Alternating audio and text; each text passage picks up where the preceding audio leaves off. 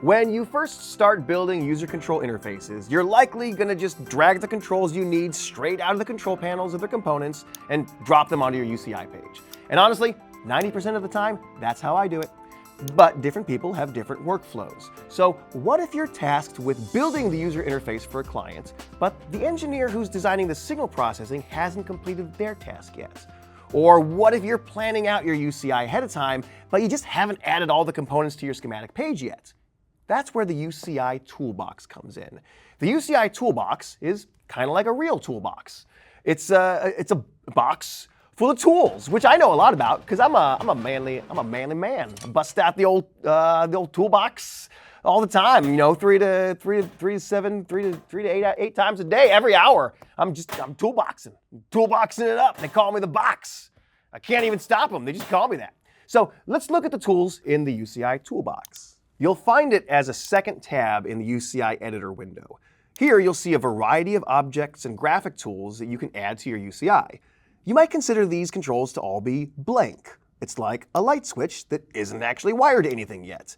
You can place it on your UCI and edit its appearance, and then wait to connect it later when you're ready. You'll see that pretty much every type of control available in Q-SYS is represented here. Different types of buttons, knobs with various ranges and units of measurements, text boxes, faders with different visual styles, non-interactive indicators like a basic LED or text field, and the same graphic tools that are available in your schematic elements library. As you add these to your UCI, you'll see they also populate as individual items in your layer window. The icon will show you what type of control it is, with a description and a name of the control as well. In fact, any control added from the UCI Toolbox has a property called control name, which lets you give that control a custom-friendly name to help you identify it. This is very useful for organizing your controls in the layer window, and it's also a way that you can target that control using scripting, which I'll demonstrate a little later on.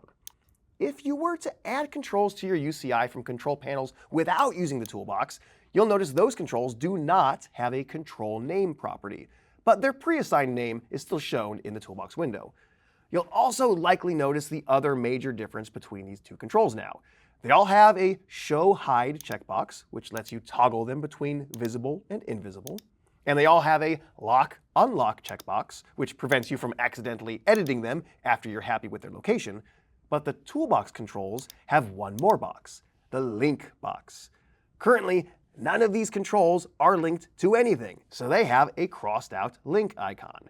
In order to make these controls operable, you'll need to click on the link icon and find the control you want to link it to. This list populates with all the components in your design, which might be pretty daunting in a larger design.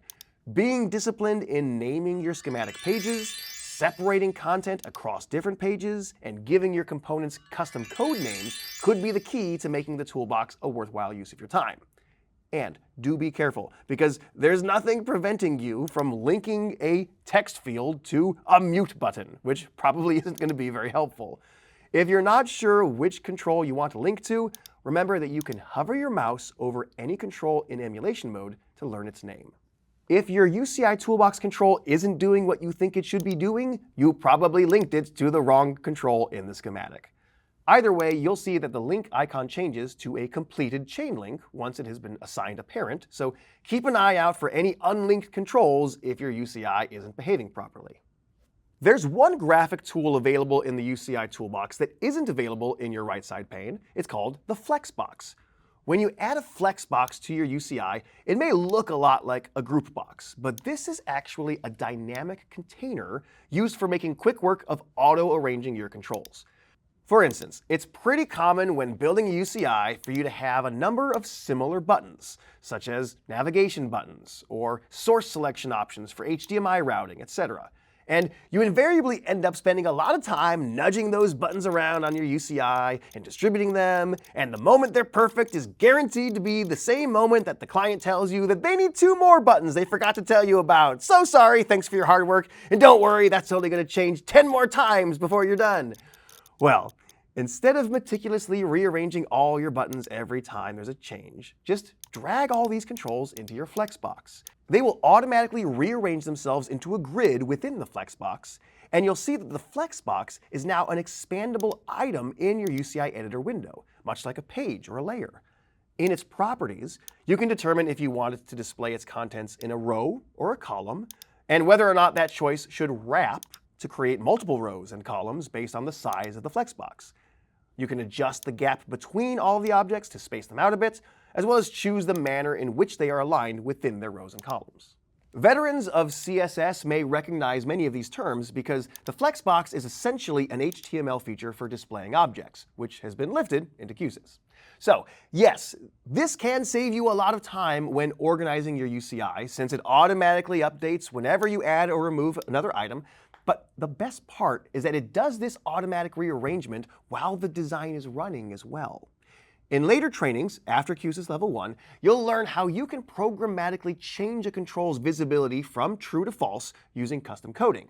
Let's say you have a conference room with an HDMI cable a user could use to connect their laptop.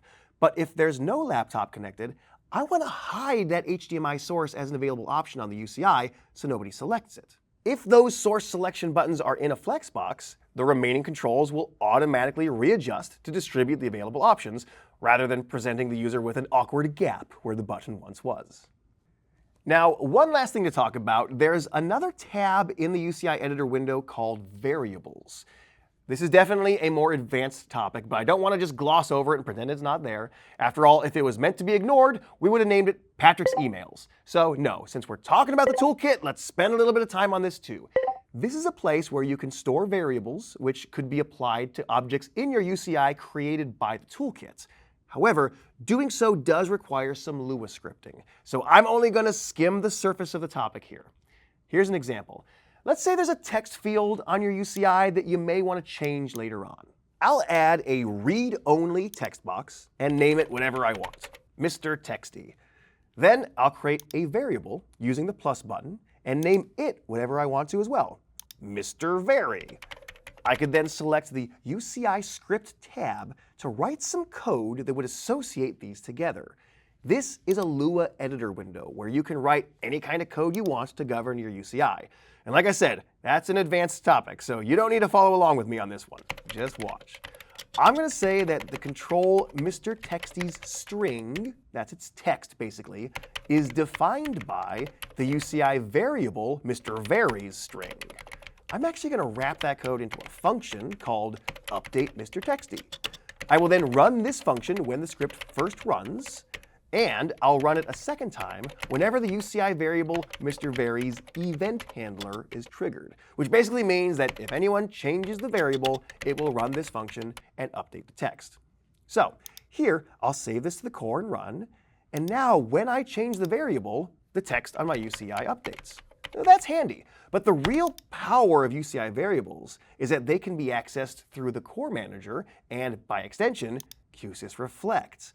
So from anywhere in the world, an administrator with access to this core could update this variable, and the UCI would update accordingly. Now, that may seem silly for just changing a word on the UCI, but this is just a basic example to show you what this tab does. If writing Lua code was way too terrifying for you, don't worry, there's no Lua in Level 1 training.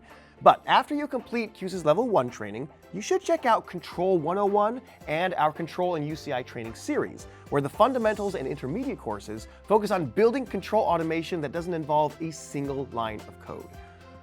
On the other hand, if you're intrigued to see more Lua, you should take our Advanced Control and UCI training course, which guides you through everything you need to know to write more complex scripts using, amongst other things, these UCI variables.